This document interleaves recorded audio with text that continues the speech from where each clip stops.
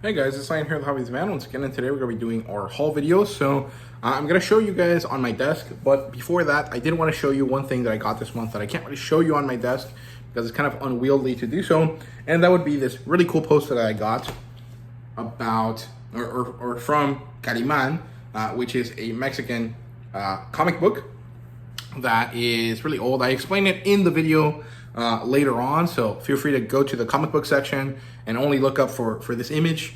It'll come up there, but this poster was part of the pre-order bonuses that came with it, so I'm really happy with it. It looks great. It's by Rodolfo Pegaso.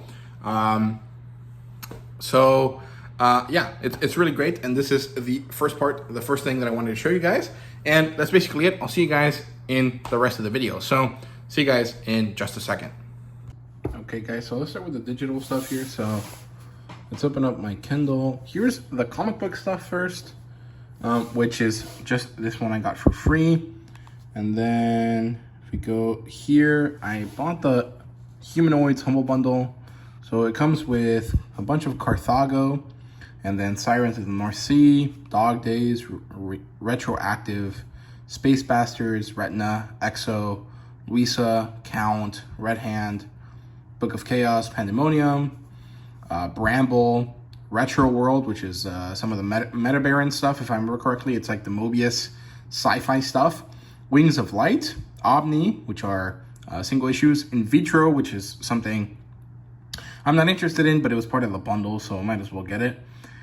Then we have more Carthago. Olympus, I think that's a Jeff Johns book, which is pretty interesting. Lugosi, I'm not really sure what that's about. I think it's about the guy that was the first version of Dracula on screen, and he's the inspiration for Legoshi from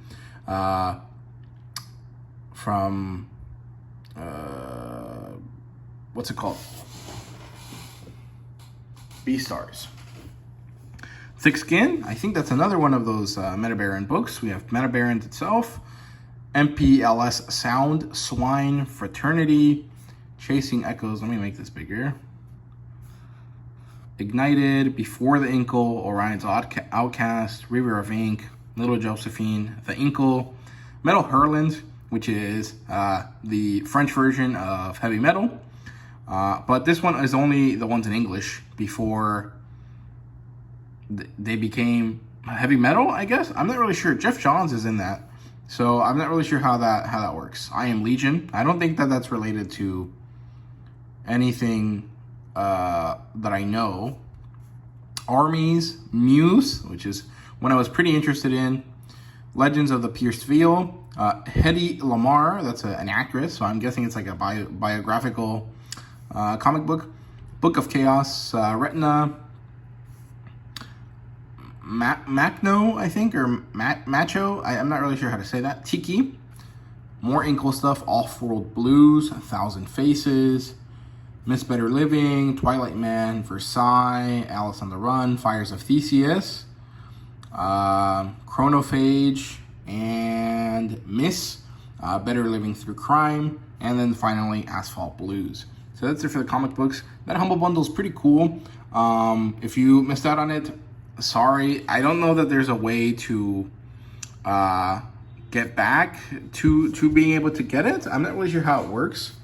But if you ever get a chance, I recommend you guys get it. So last month we left off with Apex Shifters. So first we start with Jules Grandin. This is a occult detective book. I got it because it's like $1. And then a bunch of random free stuff. Then I got Sebastian Castile's stuff. Malevolent 7, which is kind of like Ocean's 11, but with wizards. Trader's Blade. I actually specifically bought book 4 because it was $1. I need to get the rest of them. Then The Harvest, Mundu Valley, book 1 was given to me by the author, and then I bought it from Amazon. Let's see what else. Black Rain. I don't know what that's about. I just bought it because it was $1. Same with Dark Lord's Command. Then we have some Robert M. Kearns books because I bought the first book in the series earlier this month. Let's see if I can find it. I can't see where it is. But or I bought Primogenitor, the first book in their Haremlet series, and it was great. It's about this guy that turns into a Smilodon, so he's like a werecat. It's pretty good. So I bought all of his other starter books, his first books in his series. Then we have some Solomon Ignis books here, because he had a little bit of a Black Friday sale. Apocalypse Cultivator, A Man's Word, Emperor, another Solomon Ignis book. And here's Rock, which is book 2 in the Primogenitor saga. The first one is Smilodon, like I said earlier. This one's Rock. I'm guessing it's about a rock shifter. Like, a rock is a mythological creature from Persia, but it's basically just a giant eagle. It's kind of like there's this one Disney movie that was about a thunderbird. It's basically that. So yeah, but anyway, that's it for the digital stuff. Let's move on to the physical novels, and then we'll do comic books and manga at the end. So feel free to skip to any other section you're interested in.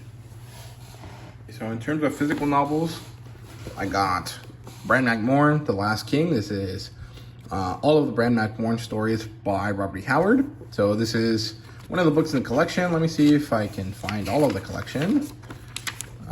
Yeah, so here we go. Here's a list of all the books. I have the first one, the third one, this one, the Cole one as well. I need the best of Horror Stories, Elborak, and Swordwoman. And book 2 in the Conan stuff. So, yeah. There you go, that's Bran McMorn. However, I do have to say, I don't know if these are old printings or if they were new but not well cared, but or like well cared for, but there's like some weird QC issues here. Like, I don't know if you guys can see that there's this like bending here, and it's also bending out here, which is not too bad in of itself. It's not a problem, but this book feels very flimsy compared to the Conan books, and compared to my Cole book, it also feels kind of weird. Like the material that's used for the cover is different from what I'm used to from these books. This one feels more in line with what I'm used to, but the spine feels a lot harder than usual, and that's kind of weird. This is Solomon Kane's story. So Solomon Kane is a cult detective-esque kind of character, where Bran McMorn is more like a Native American-esque character, although he's a Pict from Europe. And yeah, so I'm slowly building up my Robert E. Howard collection, and I'm very happy about that.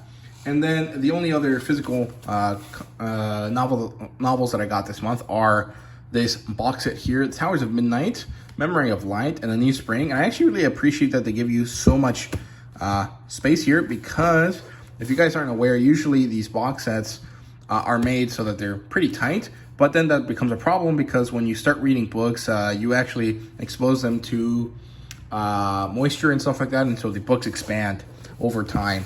And so these box sets are made with enough space to them that they're able to accommodate the books even when they, you know, spread apart. So I like that, but these box sets are very, very like cheap, and some reason most of the books that come in these box sets are fucked up in like the spine. Like, something about them is bad, and I guess it's because they use the ones that are worst for the box sets, since they're gonna end up being sold so cheaply afterwards. I'm not really sure, but it does seem like that. So there you go, that's it for that. Let's look at some comic books here. So I didn't get too many collected editions, and I won't be doing the section for single issues until tomorrow when the video comes out, because I need to go pick up a bunch of them from my local store since I wasn't here for 2 weeks. But we have Radiant Black number 4. I don't want to flip too much to it, but there you go. Radiant Black is something that I got really into initially, or like I liked, and I got into the Massiveverse, but I didn't really come back to Radiant Black, and I haven't been back to it since I reviewed it on the channel. But one of my local stores, Madness, had a sale going on. So yesterday when my roommate went there to get our other roommate and myself some Christmas gifts, I asked him if he got me this, and I would pay him back, and so he did, and I'm very happy about that. And it's pretty great. I actually did take advantage of that sale to buy something else for myself at the time, but I did that a few days ago, and then yesterday when he went, I regretted not picking these up, so I did. And then probably the most interesting piece here this month is Kaliman. This is Volume 1, The Legacy of Kali.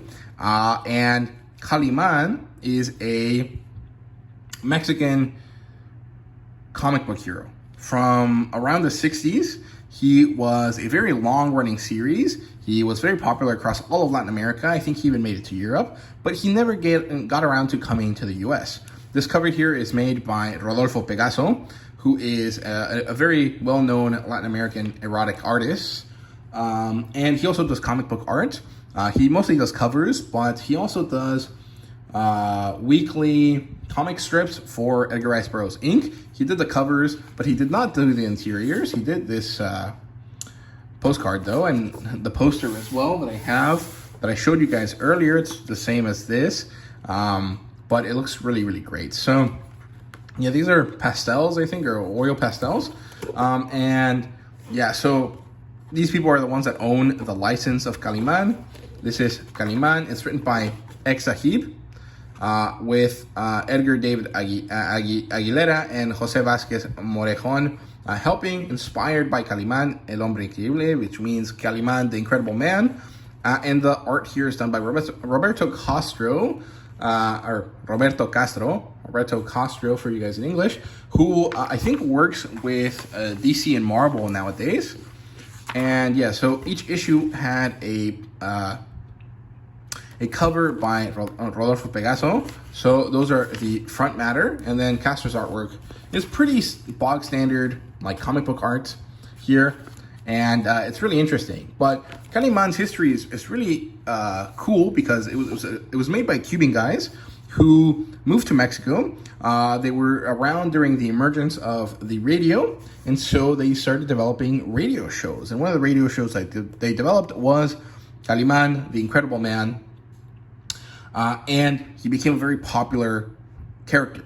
Eventually, comic books became a thing. They became something that was very interesting to the world and to Mexicans specifically, and so they started making Kaliman comic books. And then Kaliman transitioned from a radio character into a comic book character, and he became very famous through that.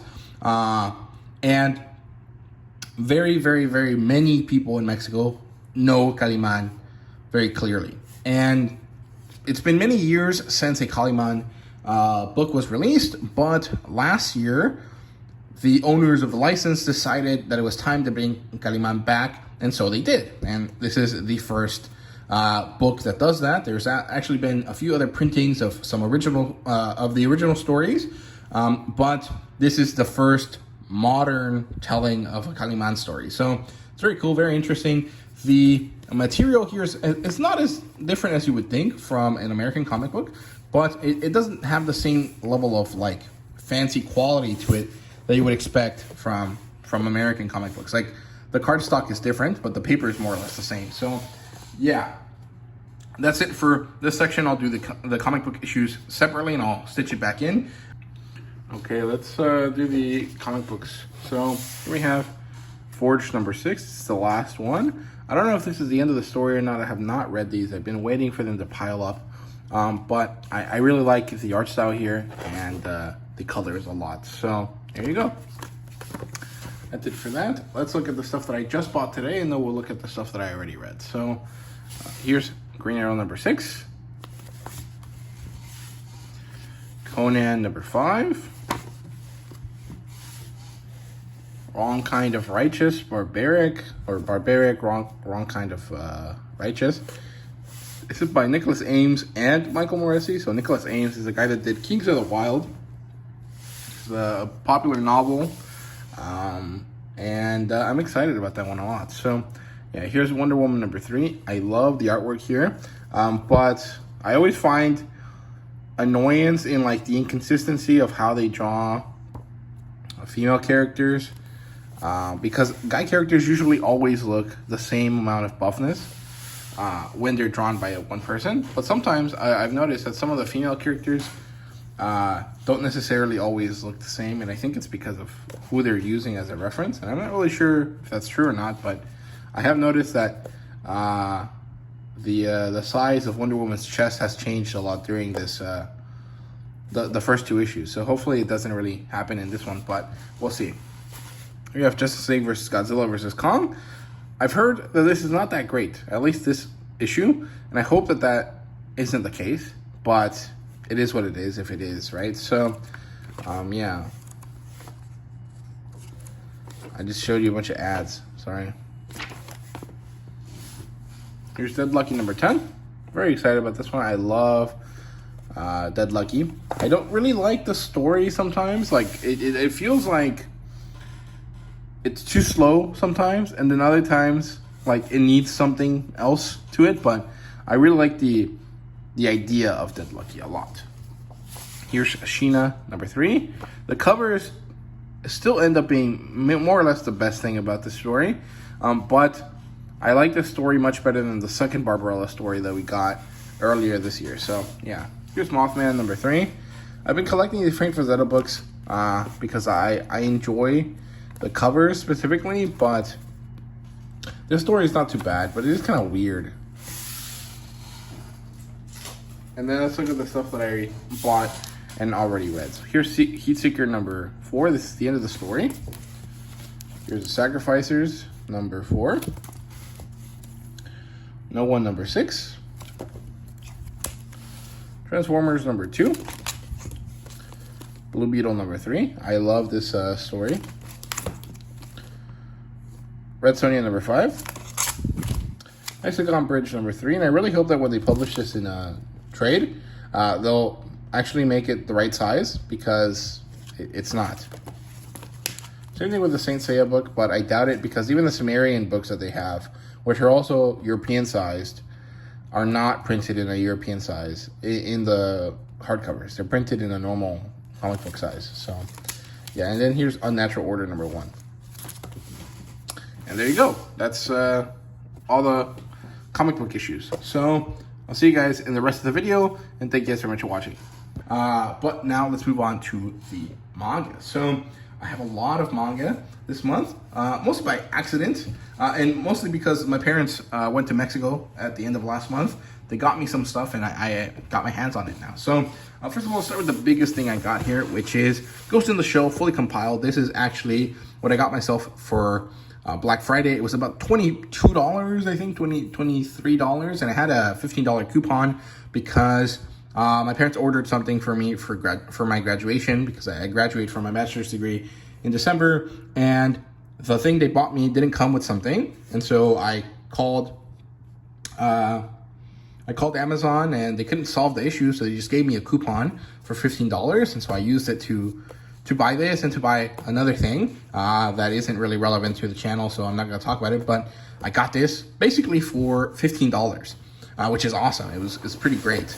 And I'm not really too familiar with this guy's work. I understand that he's a very influential person. I mean, even Daniel Warren Johnson, the guy that does the current Transformers run, mentioned that this guy was super influential to him. And I know that Ghost in the Shell was very, very big. But I had some reservations about this series initially, because I've heard that there's changes that have been made to make this possible. And I think they are done because the manga asked for it.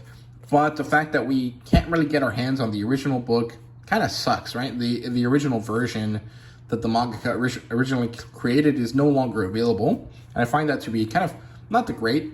And so that's why I didn't buy this for a long time. However, since it was only going to run me $15, I decided to get it, since it is such a good deal, because this is actually a $55 book. And for $15, I'm willing to deal with the fact that it's not exactly the original book, right? So, yeah, but I really enjoyed that. I really like how that looks and the style. However, it doesn't have glossy pages like the Battle Angel Alita books, so there's kind of a difference there in how they're being treated, right? So, yeah, then we have Pluto, Volume 1. I've been wanting to get my hands on the series for a long time. Finally had the opportunity to do so, and so I grasped it with both hands, and here we are. I'm very excited about this, especially now that the animation is out.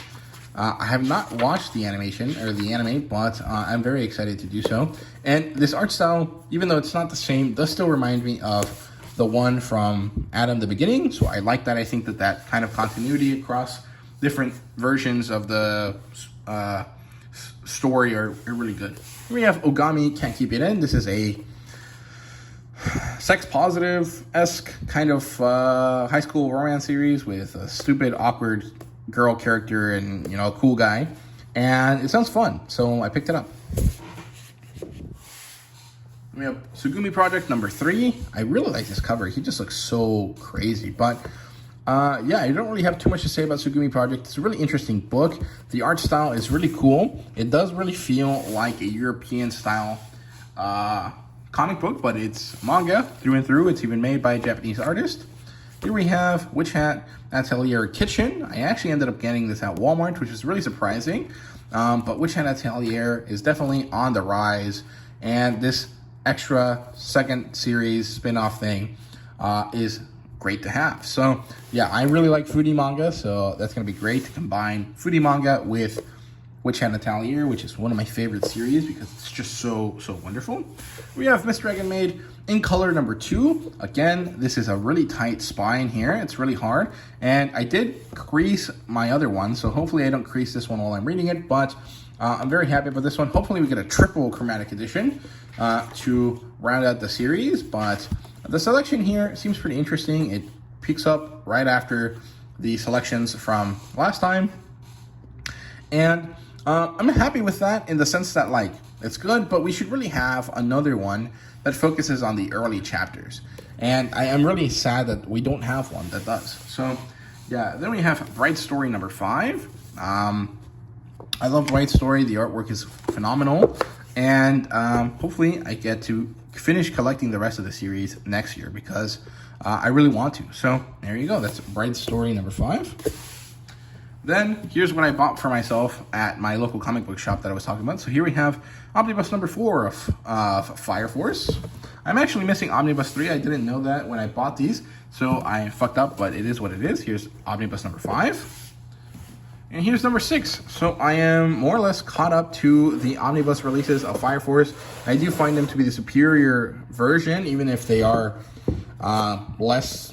They're a little bit more unwieldy because I like the larger size of the paper compared to the original, right? So yeah, and then here we have something that's kind of surprising to me because I wasn't aware that this was out here. But here is God of High School, and for some reason this is the one that they chose to make small, where all of the other webtoon unscrolled books are large, and I'm not really sure why that is, and it makes me kind of unhappy because the price is still the same as the other editions, more or less, but the book is significantly smaller. However, it's not too bad. The printing quality is great. It looks really good. I like the color. They managed to fix it so that it does fit into this sort of setting. However, the spine is really tight, so you do get some really bad gutter loss, especially here in the middle, which is not great. I don't like that. But given that Webtoons is kind of weird now, and you really have to pay money to use it now, and it's not a good way of doing it. I think that's might be the only way that I'll get around to reading that story anymore. Even though I was really interested in it initially, and I read about 100 chapters of it, I don't think I'll get around to being able to do that anymore. So yeah, I just bought that to see how it was. I'll reread it and I'll do an impression about it at some point, but so far, not too impressed with the quality of the printing because of that really tough spine. We have some manga from Mexico. So here we have Kuroha and Nijisuke by Ryogo Narita. And I don't know what this is about. I think it's about a girl that is really smart, like mutant smart, and a guy that has bad luck. And somehow combined, they manage to deal with the situation, and so they kind of come into this romantic situation here. So it's a one-off, which is cool, and it's pretty interesting. So I will read this as soon as I can. I got this because I saw some reviews for it from Mexican audiences from a few years ago, and I've been wanting to get it for a while, and I never do because this company, Kamite, is not very good at having sales and being affordable. But they were selling Kaliman, and I wanted Kaliman, and I needed a few more dollars to make the shipping free, so I picked that up. So there you go. And then this is the stuff that my parents got me when they went to Mexico the other day. So here's Shaman King number 4. it has its postcard to show you the original volume covers because these are updated. There's some color pages in here at some point somewhere, if there were color pages initially, but I don't see any of them in this volume, which is par for the course. Not every volume has color pages, but most of them do. And I love how this looks. So there you go.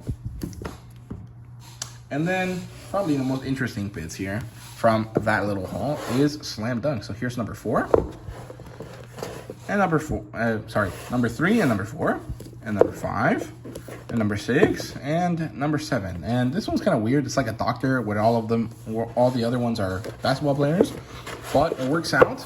I bought these first 7 because they're the only ones that are red. After this, there's 4 of them that are green, and then some blue ones, and they go back to red. So I was thinking that's how I was going to review them, by, you know, how the colors shift on the spine. But I don't actually think that that matches anything. They just kind of do it. So I'm not really sure how I'm going to do it. I'm going to have to pull up a arc list, and I will get around to reviewing those arcs at some point. So there you go. Those are my hauls, my things that I bought this month. So yeah, thank you guys very much for watching. I hope you guys enjoyed, and see you guys in the next video.